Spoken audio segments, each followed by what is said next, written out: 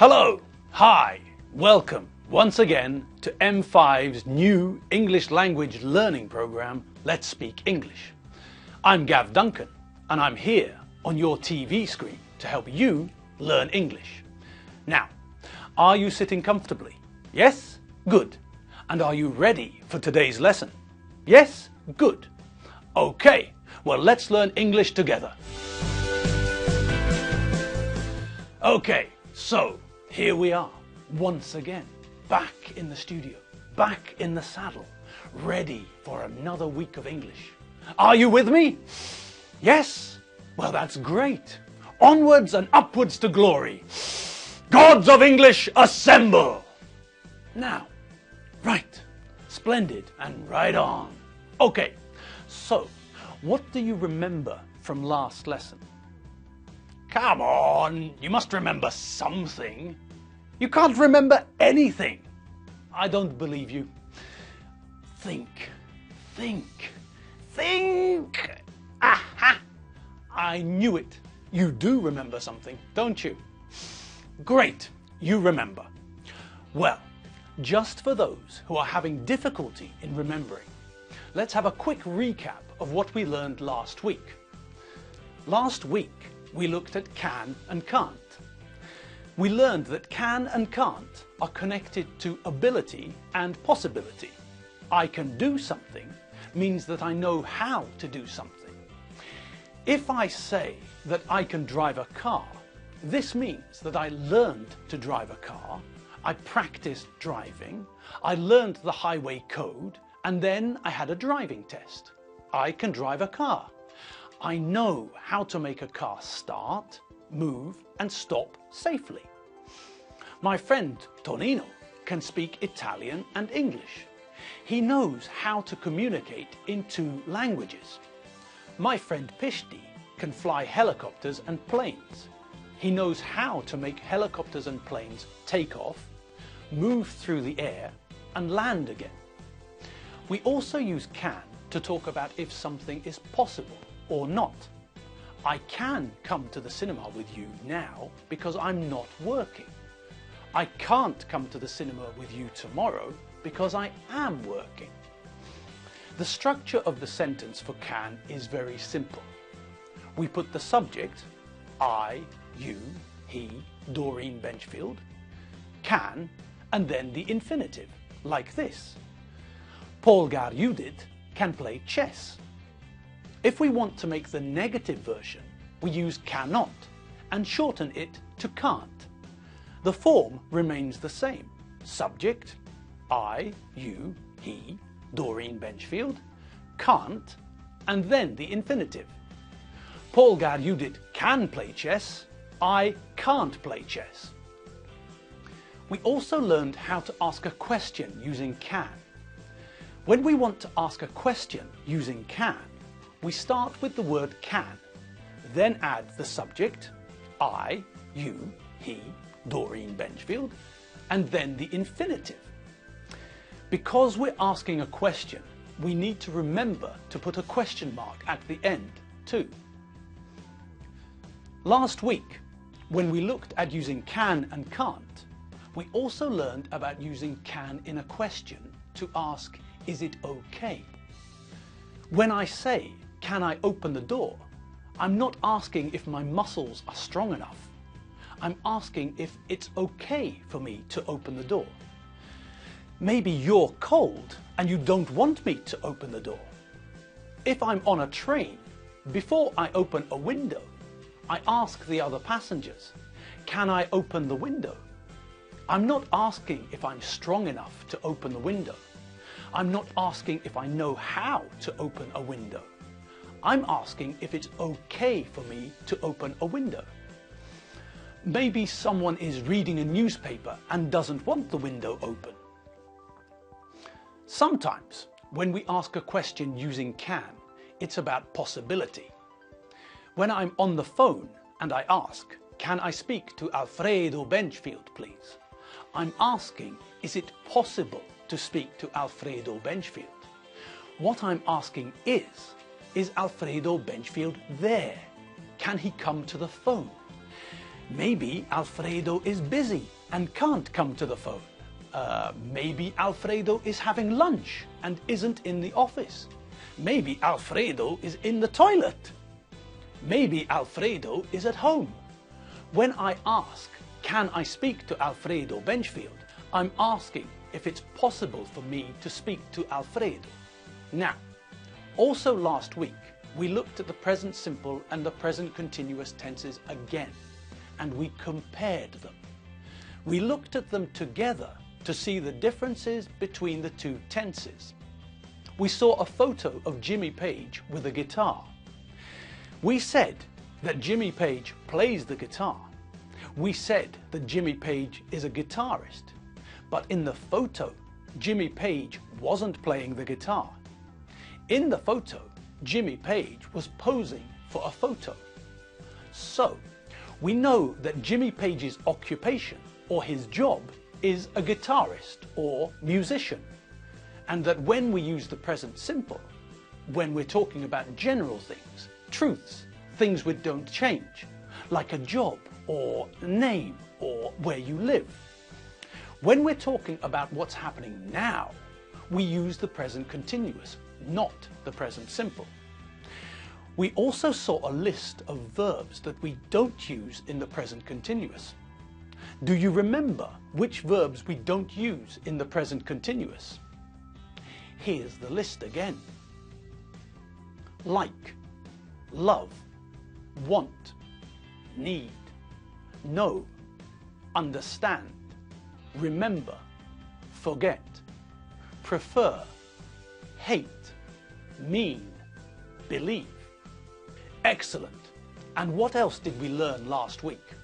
Well, we revisited the Benchfield family and talked about the relationships between different members of the family.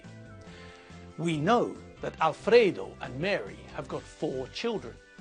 We know they've got 2 sons and 2 daughters. We know that Tim has got 2 sisters and a brother, and we know that John has got 2 sisters and a brother. We know that Elizabeth has got 2 brothers and a sister, and we know that Doreen has got 2 brothers and a sister too. We know that Jeffrey is Alfredo's dad, Mary's father-in-law, and the children's grandpa. And we know that Holly is Alfredo's mum, Mary's mother-in-law, and the children's granny. We know that Jeffrey is Holly's husband, and we know that Holly is Jeffrey's wife. We know that Alfredo is Mary's husband, and Mary is Alfredo's wife. We know that Elizabeth and Doreen are Tim and John's sisters, and we know that Tim and John are Elizabeth and Doreen's brothers. Fantastic. Okay, well, let's have another look at the Benchfield family tree. I think it's time to meet some more members of the Benchfield family. Now today, we're going to meet Mary's parents and her siblings. What? What? What in the name of Buddha's golden scooter is a sibling? Aha. Sibling is a word which means brother or sister. So, I can tell you I've got a sister, and immediately you know I'm talking about a woman. If someone talks about their sibling, we don't know if they're talking about a woman or a man. My granny had 12 siblings, for example, but I don't know how many were women and how many were men. A sibling could be a brother or a sister. We don't know. So, when I say that we're going to meet Mary's siblings, we don't know if Mary has brothers or sisters.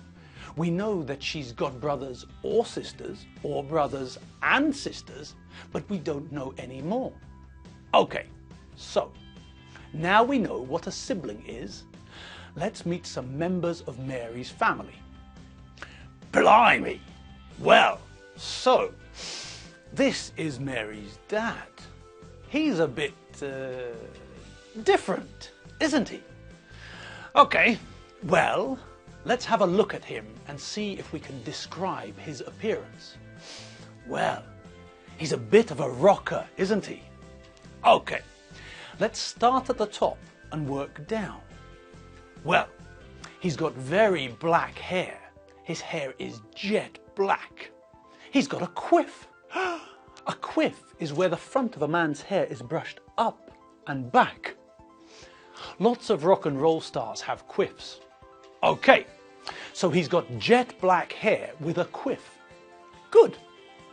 What else can we say about him? Well, he hasn't got glasses. Perhaps he's wearing contact lenses. He's got green eyes. Okay. What about his face?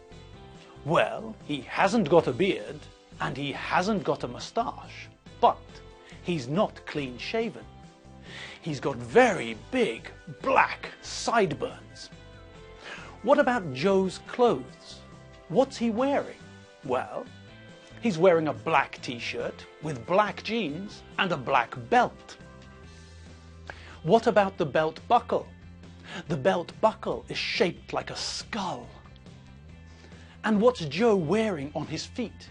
He's wearing black boots, black cowboy boots. Great!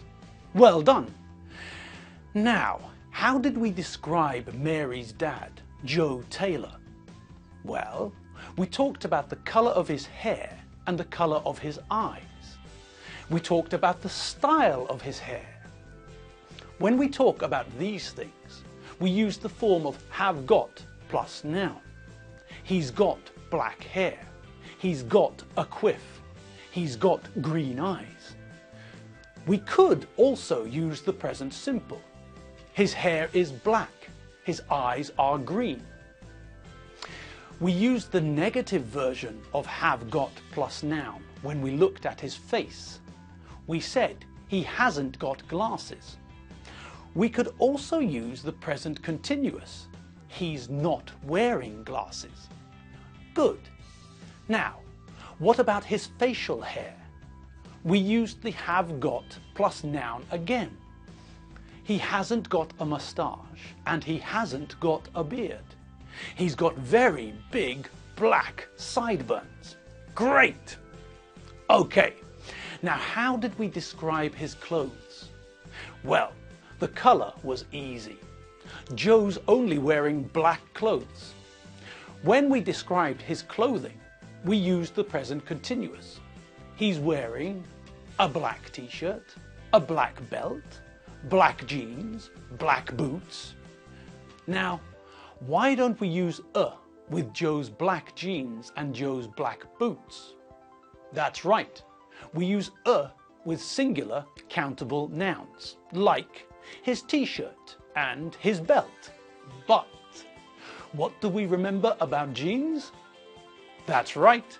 Jeans are always plural, so we can't say he's wearing black jeans.